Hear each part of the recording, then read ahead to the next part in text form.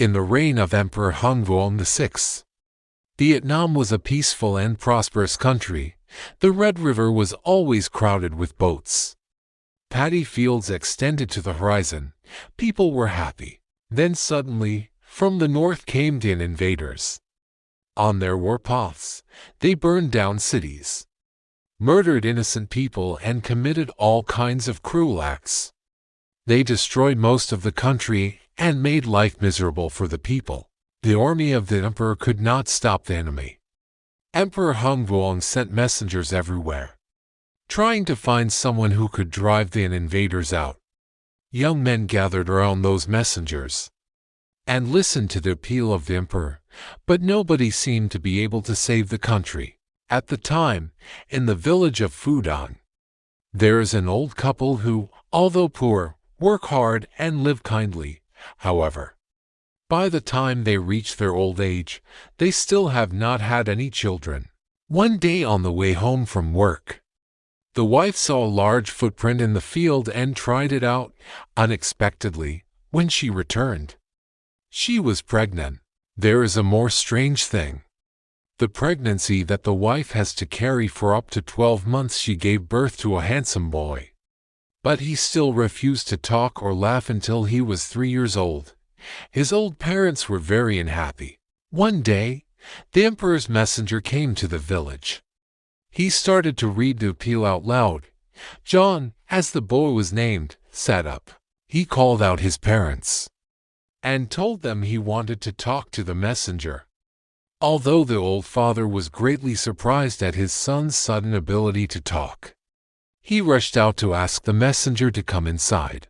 Giong asked the man to return to the capital and told the emperor that he needed an iron horse, an armor, and an iron rod to fight the invaders. The words from the little boy sounded so clear and so powerful that the messenger quickly obeyed and went back to the imperial court. At the request of the messenger, the emperor ordered that all iron from the imperial warehouse be made available. He called in every blacksmith of the country to the capital. There, they worked day and night melting down the iron. Then they made a huge horse, a large armor, and a long rod of iron. During this time, at the village of Fudan, Giong started to eat. He ate more and more each day, and he grew up very fast.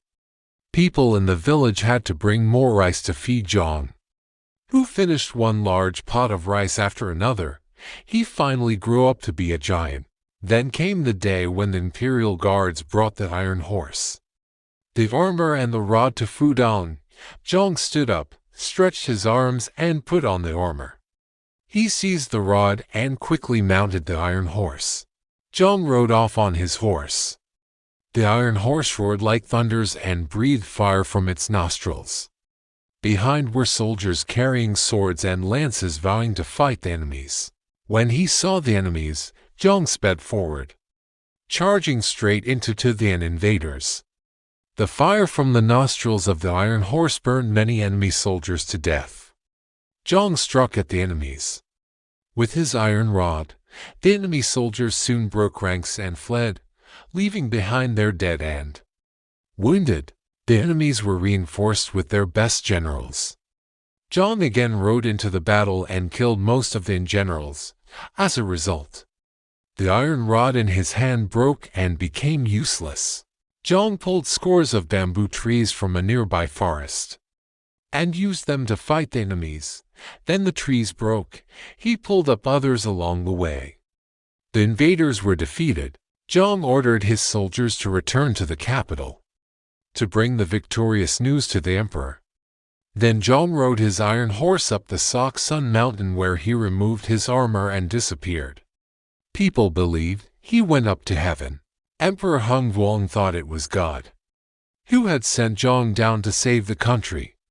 He gave orders that a temple be built in memory of Giong. He also awarded Giong the title of Heavenly King of Fudan.